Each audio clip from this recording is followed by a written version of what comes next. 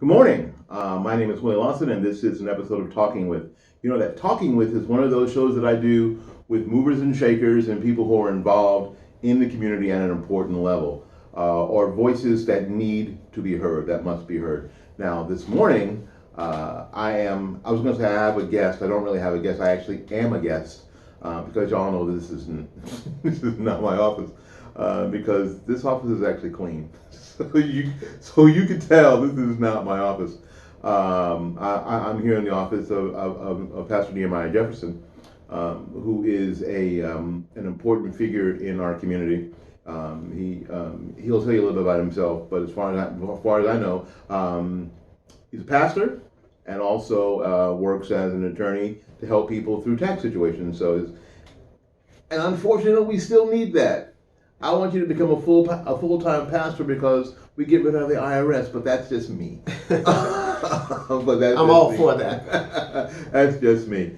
And we wanted to get together and talk about some of the things that are happening in our community and are happening around the country. A lot of it based on what happened in Minneapolis last week or 2 weeks ago, and the subsequent reactions to it. And not only that, but what it means to our community and our community here going forward. Because if we don't think about those things going forward, then everything that's being done is being done for no reason. So we're going to spend some time talking about that. So without further ado, because I'm all out of dues, good morning, Pastor. Morning. How are you? I'm well. Outstanding. Well, thanks for coming on the program. We really appreciate it. Tell the folks a little bit about who you are and a little bit about your background. Okay. I am Nehemiah Jefferson. As Mr. Lawson has indicated, I am the pastor of Triumph Christian Church. We are a new church plant. We currently meet at the Citrus Park Mall, where we'll start meeting again in the month of July, hopefully. But we are a new church plant, about a year and a half old. I am also a tax attorney that practices in the Tampa Bay area as well. Oh, cool. I appreciate that. Pastor Jefferson, we all saw, unfortunately, what happened in Minneapolis a couple of weeks ago to George Floyd. Yes. And it would seem to me, and I'd like to get your thought, that this was different in the sense that there was this universal outrage, this universal sadness about what we saw. Sometimes there's always questions, like in the Ahmaud Arbery situation, which was completely different. There was this almost, we gotta wait, there's two sides of this, we need to wait. But in this particular situation with George Floyd, there was none of that. Right. It was almost immediate from every side of the political aisle. It was, oh my God, what is that? Why is this going on? Right. And I think that separates this incident from other incidents that might have happened. Absolutely. So as we see this, why is there still, in your view, why is there this divide? Is this divide real or is it manufactured? I think it's definitely a little bit of both. Almost every situation that we see in society today has become politicized in some way, shape, or form. And what we really need to do to avoid things like that happening is that we just need to get back to valuing life and humanity and people as a whole. I think everything is going to start there, just getting back to valuing life as a whole. Like, for example, why does there have to be this divide or this division going on about what lives matter? There seems to be like a competition that is taking place right now, whether it's a black life or a blue life or some other life. The fact of the matter is all lives matter. All lives are important. And what happened to Mr. Floyd was disturbing. It was disheartening. And I think America got to see everything sort of unfold in real time. It was not a videotape from two or 3 months ago, such as the Arbery situation. It was something that happened like literally in real time. Within a few days, this videotape was available, and then you literally see a man dying at the hands of a police officer. Not only, I think, as it relates to police officers and dealing with the public, I think people somewhat expect that whenever there is confrontation or whenever there's discord, that the potential is there for an officer to defend him or herself or shoot somebody. Let me just say it that way. Let me just Everybody expects everybody that. wants to go home. Everybody expects that, or that's not unexpected. Mm-hmm. What is unexpected is someone or people seeing the life of a human being, or a human being literally dying right in front of their eyes. That is not in the manner in which it occurred, and so I think that's where the shock value comes in, and then that's why I also believe there's this universal, let me say universal agreement amongst people from all racial and ethnic backgrounds, socioeconomic status as well, political. You have Democrats, you have Republicans, you have blacks, you have whites, you have everybody outraged about this situation. So We do.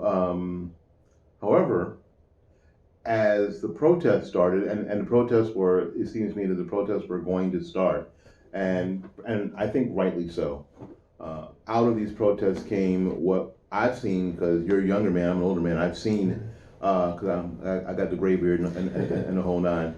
Is I've seen Watts in Detroit, in Chicago, and Harlem, and Newark. The reason I'm in Florida is because they were burning Newark down when I was a little kid, and that's why we moved. okay, And Atlanta and LA twice in the past 30 years, and we've seen the rioting happen, and the rioting gets conflated with the protesting, and the message of the outrage is then been hijacked. sure. As you look at Tampa Bay, if you look at this area, the same things have happened, unfortunately. So how do you feel that we need to be able to, how does the community and those that are concerned separate the violence and still maintain the message of change that needs to happen, not only in our community and how we deal with the black community especially, but how government needs to function in these communities. How are we going to be able to get back to a situation that now, when you say protest, we're not talking about rioting. Sure. When you say protest, we're not talking about stealing TVs. We're not talking about burning down champs. But when you say protest, you're talking about something else. And when you're talking about rioting, you're talking about something else. Sure. I believe it begins with government doing what one of its primary functions, and that is to protecting people and protecting property. I think government needs to send a very, very strong message that it supports peaceful protest, but it also needs to send a message that looting, rioting, destroying property, causing disruption is not going to be tolerated. I do think, in reading some of the recent reports or some of the news stories from this past weekend, that law enforcement did send a pretty strong message by arresting those individuals they believed committed crimes or caused disruption. But at the same time, there was, I think, 40 businesses or something to that effect that were damaged or destroyed. So it is going to be challenging, but overall, I think it's possible. But it starts with the messaging that comes from our local elected leaders. I really believe it starts there. And excuse me, and it is as simple as someone coming forth and say, these are the things that you can do, and these are the things that you cannot do, and these are the things that we're not going to accept in our community. So I believe it starts there. There was the police chief of St. Pete was out actually all after yesterday afternoon Yes. talking to protesters, and some of the protesters showed up fairly early and had pretty much a one-on-one conversations with the police chief.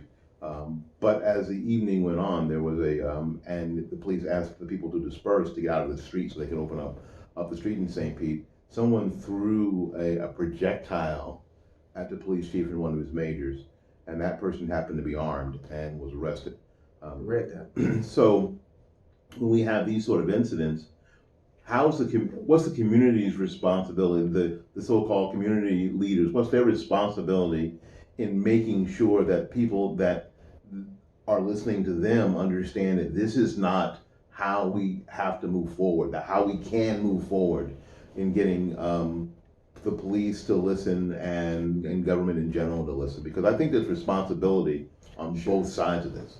Well, what you just mentioned sort of remind me of the neighborhood or the time in which I grew up. I grew up in the 70s and in early 80s, where there really was the belief that it took a village to raise a child. In other words, there was a great deal of accountability. So if someone saw another doing things wrong, perhaps that elder individual would have a conversation with that younger individual, or even if it was someone that was around about the same age. We really tried to hold individuals accountable. And then even during that particular time, we had law enforcement taking different approaches. There was a great deal more community policing that took place. So I think a lot, well, there's obviously going to have to be a comprehensive approach to solving a lot of our problems, but I think it begins with just valuing life and then being willing to engage in conversation with someone that does not necessarily believe, think, or look like you. So I think it starts there. You got to be willing to engage, because change comes from within. Change comes from within. And if you're not willing to have dialogue, if you're just going to get upset because I have a different view than you do, or somebody else has a different view, then we're never going to make progress. All of the energy, the excitement around putting forth change, different solutions right now, it'll just ultimately fizzle out as it has on many occasions in the past. Every time I've ever seen it. Yeah. Every time I've ever seen it. I like that you said that we have to have dialogue and we have to have this, and I guess this diversity of thought, especially in our community. And I'm glad you brought that up, because there is a diverse thought in our community that is outside of what media would have you believe. Media would have you believe that black people especially are monolithic in their voting, monolithic in their politics, monolithic in any number of things. But when you and I both know that's not true. Sure. It's just not true. So what and again, I'm back to personal responsibility and community responsibility. Absolutely. What can we do in those communities to open up to more diverse thought and more diverse voices? Because right now, it's I'm telling you, it ain't easy being me. It ain't easy being Jesus. It's like because I don't necessarily agree with whatever the mainstream things that black people are supposed to agree with or believe. Right. And I know that, and I know I'm not the only one. I'm amongst hundreds of thousands of people who have that very same thought. How do we make sure that the louder voices and I don't want to mute them, because I don't believe we should be muting conversation, but how do we slide them down so we can hear the other voices in the community? Well, I mentioned the first E, engagement, engaging someone, but the second E, I would probably say, is education. We need to put forth a number of education programs, or we need to educate people about really what is taking place, or maybe some of the underlying reasons why things happen. And also, experience matters. So to the extent that individuals make the effort to seek out different experiences. So, engagement, education, and just seeking out different experiences are going to help shape people's thoughts. Because our thoughts are shaped by many things. Our thoughts are shaped by, our environment as well. Our environment, but our experiences, our education,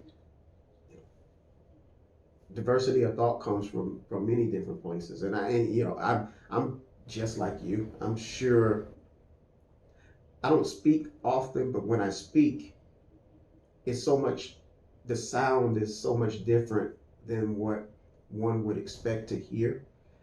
So much so that people wonder if something is really wrong with me. Am I crazy? No, but if you just pause just a moment and read and process, you would see that the message is pretty clear. So Yeah, I was fortunate to speak at the first two Tea Party gatherings here in Tampa, and I got off the platform both times, and people came to me and said, "Where are you from? Where'd you come from?" And I would tell them, "I've been here all along." Yeah. For the most part, after 1968, I'm a kid from here. Right. And I chose to live here and raise a family here, and I'm a guy who's from here. So I'm not from anywhere, but I've looked at those things and I've read and I've studied and I've prayed upon these things, and this is what I've been given to say. Sure. Based on how I've perceived these things. It is super important I think it's super important that we're able to do that. I like the idea of education, but being able to get the invite and the place Sure. to educate people becomes dicey sometimes, because we have this culture now that if you are not in the mainstream thought, you are somehow a threat. Yeah, totally understand. And we need to find some way not to be looked at as a threat. I'm not a threat to anybody. Sure. I just happen to have a different opinion, and I think that once we start understanding, and we have to, I think in our community, it's more vital that we understand this than probably any other community, that just because someone has a different idea doesn't mean that they're a threat. Correct. Correct. I think that's really important. Can you imagine what type of world it would be if we all thought alike? 1984, Brave New World. Yeah. Animal Farm. Those are my 3 books. If you're wondering, if you want to get some idea of what's going on, read those 3 books. Especially Brave New World. Brave New World is unfortunately like prophecy. Yeah. One of the first scenes in that is a thing called hatchery. Okay. And in the hatchery, they are breeding children. Wow. In what would have been test tubes, really. And they are dividing the embryos up in a way that some are getting full oxygen, 10% are getting full oxygen, and they're designed to be the leaders.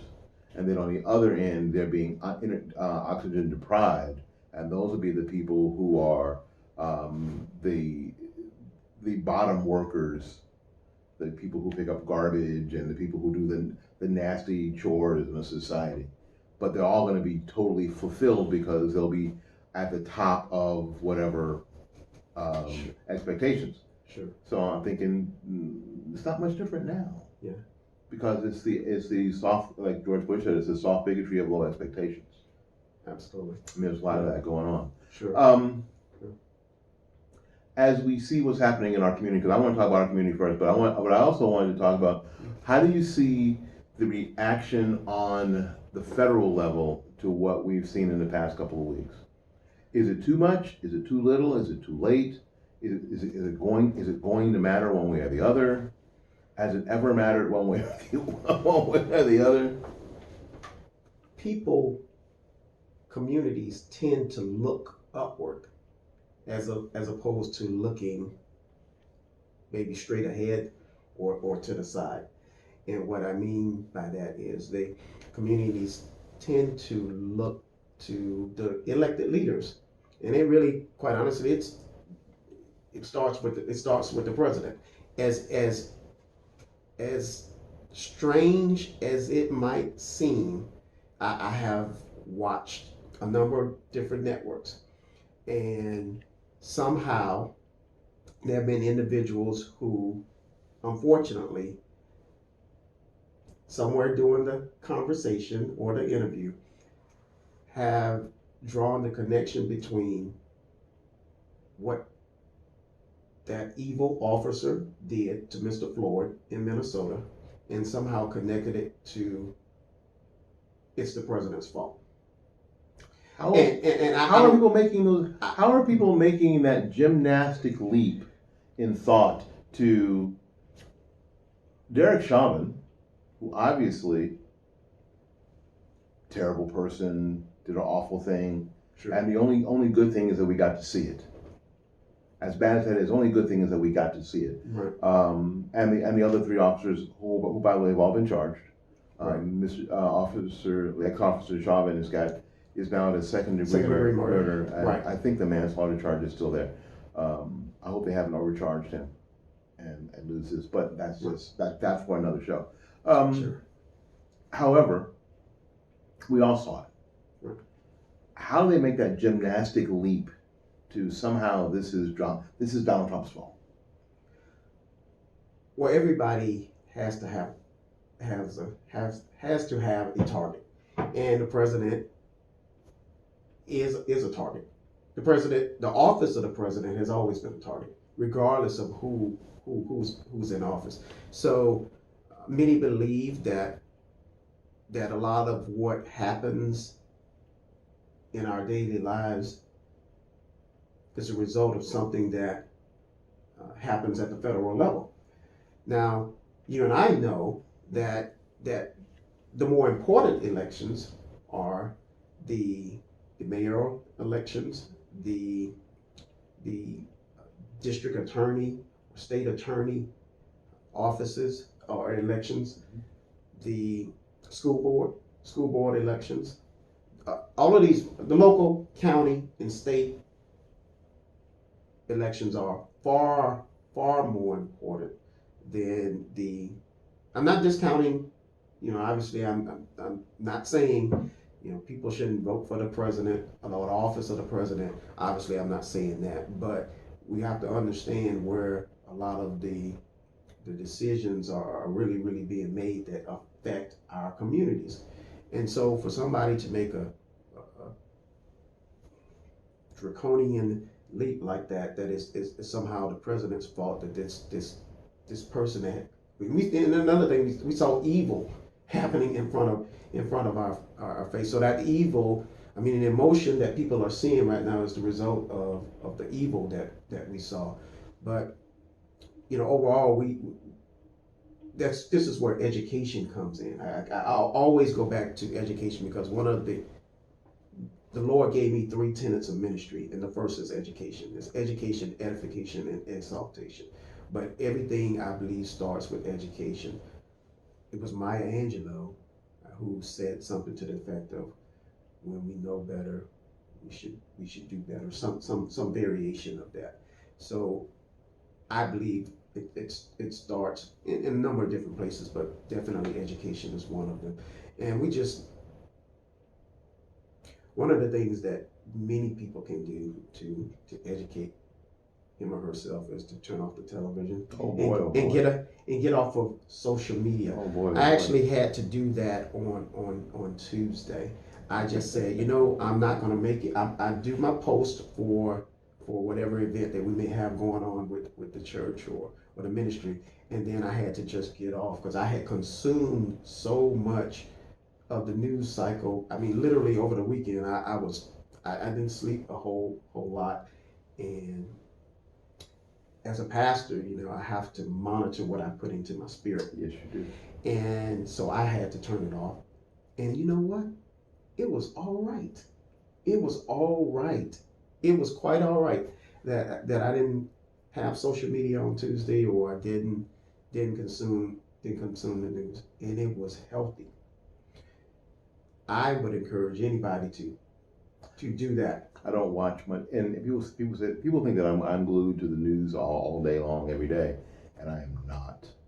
And I am not. I have found other ways to get information, and I can control it. And it's not a switch; it's a knob. I understand. And most things in my life, outside my relationship with God, are on knobs, not on switches. That's awesome. Awesome. A little bit of this, a little bit of that, a little bit of this. Oh, that's too much of that. Turn that down. Yeah. So that's how I do it. So I think you're absolutely right. I think that people will do a lot better if they could disconnect Sure. from the news media. Speaking of the news media, I'm glad you brought these things up. Yeah. It seems to be like a lot different than when I was a youngster, and then 80 years later when you were a youngster, because I'm a lot older. That the news media has moved beyond just saying what happened, Yeah. as opposed to when I felt like when I was a kid, they would say a house on Main Street burned down, Right. and that was the news. Now it seems the house on Main Street burned down because, and then whatever they think is a reason, Sure. not because it had an electrical was short, it's because of lack of funding for a fire department in that area, and this is because of Donald Trump. Right. And that's why the house on Main Street burned down. It seems like that's more of what, especially at the national level, news media that we're getting. So Sure. how should people in our community digest that? Because we can't, unfortunately, I don't think we can take most of it at face value anyway, because I don't think any of the news bureaus that are out there are straight up. Any of them. I don't think Fox is, I don't think CNN is. So there's no, for the lack of a better term, safe space in regular media that any of us can go to and go, oh yeah, that makes sense to me. So how are we supposed to process this? Right. How's the average person who wants to be informed, because we have to be informed, how do we process this? How do we filter through the morass that is our news media nowadays? Well, I'll mention engagement again, but whenever I preach from the New Testament, or more specifically one of the four Gospels, if it's a story that is highlighted or mentioned, or also in one of the other Gospels, I try very, very hard to mention the different accounts. And I think that's important because some of the accounts may mention one thing, they all tell the same story, but maybe from a different point of view. And that's where people say there is contradictions when it's just perspective a lot of times. Yes, yeah. So and so I encourage people to look at multiple networks. If I can promise you that if you're only watching CNN, you're not getting the full story. If you're only watching Fox, you're not getting the full story. And I said this in one of my sermons actually. If you're only watching MSNBC, you're not getting any of the story. You're not getting any of the story. You're not getting any of the story. So you have to get a different point of view. You have to. For example, there was a report about what took place with the outside of the White House, and if you saw one network, you got one point of view, you believe this is what happened, how awful, and then when you get a different account, somebody said, well, no, there were some reasons why it took place that way. So you can't just say, hey, this is what happened, oh, this is bad, without saying this is what happened, and these are the reasons that were given for why things happen the way they happen. And so I think the only way you can get that is watching or consuming different points of view, and especially if it's a different point of view than what you would normally And consume. I think you're right. I think that the idea is that you have to make sure that you hear the whole story, Sure. to sort of get all the perspectives. And the example that comes to mind is the cages that we saw at the border at some of these facilities. Sure. These, well, they call them cages. They were enclosures that were made of chain link fence. And President Trump was charged with putting children in cages, and that was a narrative, and that was a narrative, and that was Sure. a narrative. And then the other stations say, no, these cages were built in the Obama era, and they were. But no one mentioned why they were built. Right. Yeah. They were built because when they were arresting people, they had to find a way to separate children and innocent people Sure. away from some of the criminals that they were also arresting. Absolutely. Because the criminals were taking advantage of some of the innocent people that got caught up. Absolutely. Yeah. And it was a way to separate them and protect the kids. Absolutely. So it was actually, it's interesting, nobody wants to cop to the cages. But the cages were this is where they came from, and this was actually a good idea. Sure. Sure. But that particular bit of truth about this whole thing never ended up in media. Right. Yeah. Everybody had a perspective, and they had their own truth, and they were not moving away from it. So I think that you have to have this perspective, and you have to educate yourself on a little history behind things, and be open to, maybe if I get the facts, maybe that'll change my opinion. Because people can have their opinion. That's fine. But the idea is what you can't have, like you said, you have your own opinion, but what you can't have is your own facts. Well, I think the other thing that many people need to do is that we are emotionally fragile right now as a country, as a community, as a city, and I would caution people for making decisions or important decisions when he or she, or if an individual is extremely emotional. You shouldn't go buy a boat right now. I mean, like you At a pool. You know, it is. We have been taught as attorneys to try very, very hard to be objective, to look at both sides. Well, we have to. As a defense attorney, I have to be knowledgeable about points of view, or from my point of view, as opposed to as well as the other party's point of view. Have to be sympathetic, have to be understanding, but just being more objective as opposed to being more emotional. Now, we all are hurting. I think America is hurting.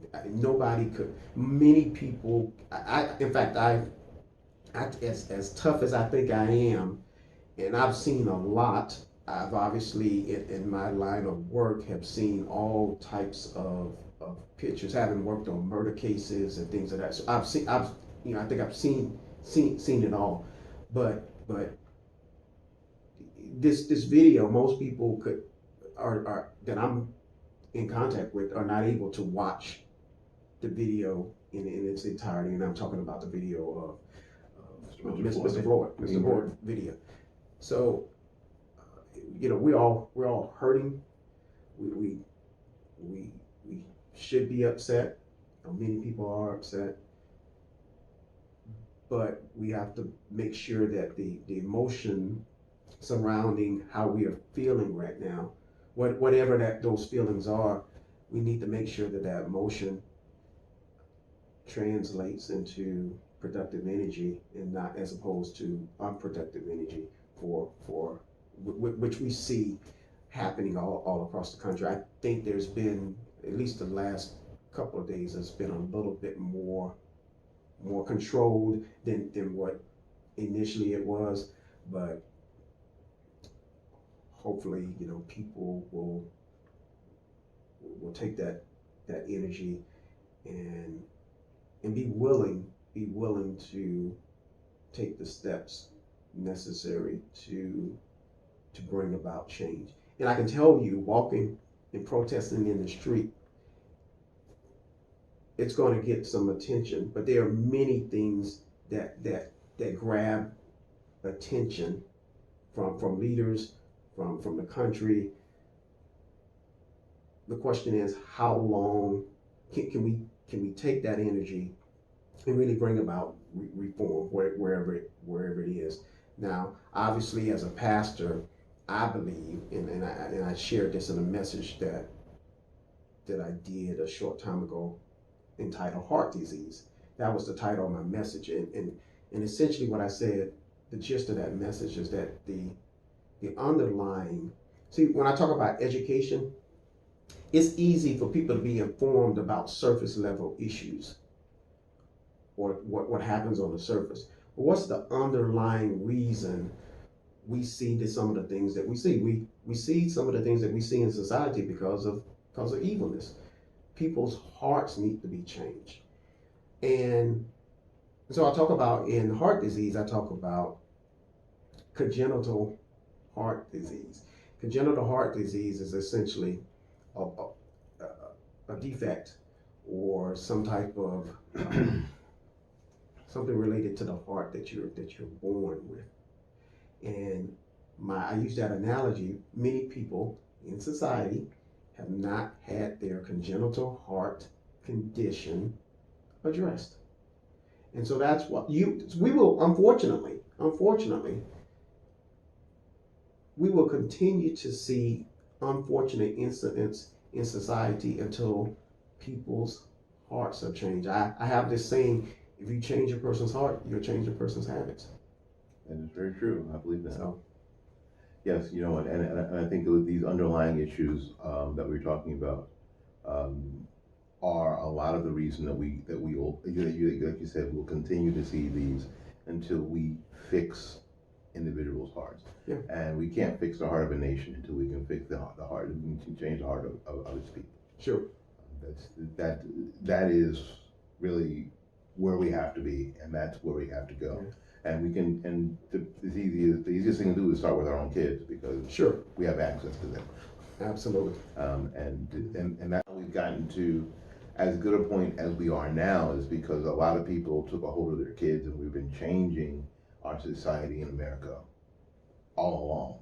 Sure. Which is why it's still not 1965 or 1958. Right. And so when these things that we saw with Mr. Floyd and Ahmaud Arbery and Eric Garner and others break out, this is why they stick out so much. Sure. Yeah. Like I said, when we left New Jersey, it was that summer, and the National Guard was coming through William Street by our house every day going into Newark. And we hear gunfire and bombs going off and glass breaking and looting and those tapes or films you saw in junior high school when people running down the street with couches. Yeah, I saw that crap live. That crap live.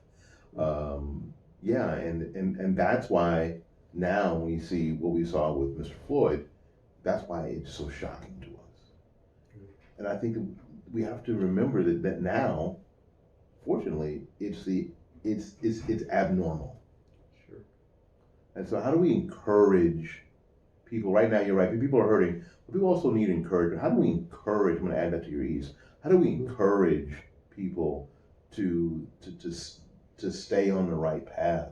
That although it doesn't seem like it's working, it's actually some of the things you're doing are actually working. How do we keep people encouraged to stay on the right path?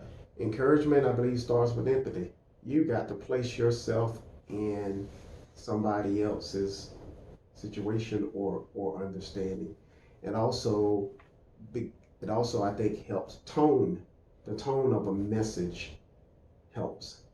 And my wife have to caution me from time to time, because I can be very curt at times, very, very straight to the point, very, very direct. And so she's always concerned about the perception of my tone, because if you're not close to me, I may come off as being a little harsh, but But tone matters.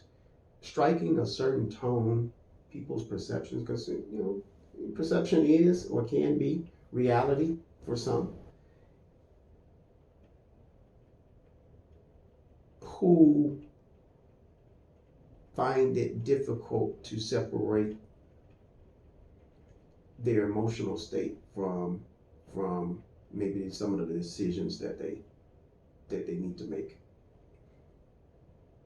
So being empathetic and tone from those who are looked at as leaders, or those who are being looked at by some to sort of lead the way, or lead the reconciliation, or what is going to lead the efforts, or what is going to be necessary to bring about a close the racial divide. Because that's what we're really talking about, trying to do is close the racial divide. Because there's still a generation of people who were raised much differently than the current generation. And so that's why we have some of the dynamics that are taking place in society. Many of young people are used to going to living in diverse communities, going to diverse schools, and so they're just used to just being around different people. We also have a segment of society where that's not the case, and so we have to. I always go back to education. I don't think the media does any. Well, I'll just go ahead and say I don't think the media does anybody any good with some of the stereotypes of that they put forth about certain people, black men, well, black people in general. We're much more than what has been portrayed about us, and it's really put forth by the networks that people perceive to be the most friendly towards black people, and I know that's not always the goal or the agenda, and that's unfortunate. But educating goes a long way. Yeah, I'll just say it then. Here's the deal. Some of these networks, what they do is they treat black people like without white people's help, we would die. And Right. that not only are black people, black families fatherless and helpless, right? Which is why it's fine. And I retweeted a couple of these incidents where we found during some of the protests there was a building, there was a Starbucks building, and there was some black clad people spray painting BLM on these buildings. Right. And the young lady who was videoing them was asking them to stop because they were making sure that everyone knew that these are not black people doing this. Right. These are two white women doing this. Sure. Right. And if they do this, we're going to get blamed for it. Right. But it is media, an awful lot of media who quite frankly treat people in my community, frankly, as if we're still children. Right. To be taken care of. And we can't solve our own problems in our own communities. And unfortunately, I think that some of the people in our community are buying into this narrative. Sure. And that narrative isn't true. As a matter of fact, the only way that we get a lot of these problems solved is to solve them ourselves. With the resources and the people that we already have in the neighborhood. We don't need people from outside the neighborhoods a lot of times to solve problems in the neighborhood. Right. You can't do much to solve the problems that I'm having in my house. I gotta solve those problems. Absolutely. And I think that what's happening is that this narrative of the ally, which I think is one of the more dangerous narratives, that we have to have allies, I think is dangerous. The idea is because it really subjugates and pushes down the leaders that need to pop up from our own community. Well, I'll take it a step further, and Well, this is good. one. This is one of these this is one of those situations where I'm a little bit more direct. B. I think liberalism liberalism is extremely dangerous, extremely dangerous. And what I mean by that is, and it really goes along with what you're saying. For somebody from the outside to say, we think this is what's best for you, I think that's dangerous. Mm-hmm. Well, how do you know what's best for me and my family? And this is why many people got upset during the COVID lockdown. Many people understood why it was necessary for us to sort of stay inside, social distance ourselves. And now it's so ironic. There's not a whole lot of talk about COVID-19. Now we know it exists. And we know it exists, and but we know it'll always exist because now it's in the ether. It's never sure. going away. And vaccines aren't cures. Yeah, and so now, and I put out a couple of posts on social media that got some attention. I mean, most people sort of agree with me, but I mean, for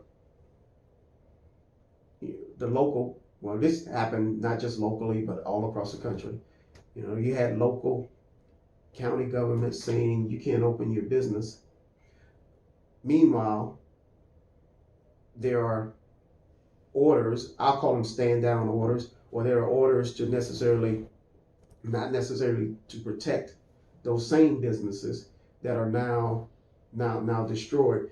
And therefore, I did read, I think that Hillsborough County was setting aside, they're gonna vote on setting aside $3 million for those businesses.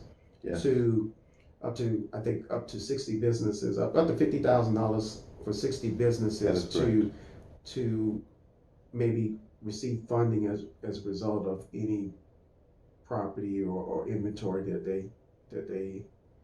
they lost as a result of these. Doesn't do you much good if you're a diamond or jewelry shop, but No. yes, I think they did that yesterday. Yeah. You're right. So I found that very ironic, and so I called for people to be arrested, people to innocent people to be protected. I mean, there are innocent lives. They won't get much media attention right now because it doesn't fit a certain narrative. But you have innocent people, black and white, that have been killed over the past week. And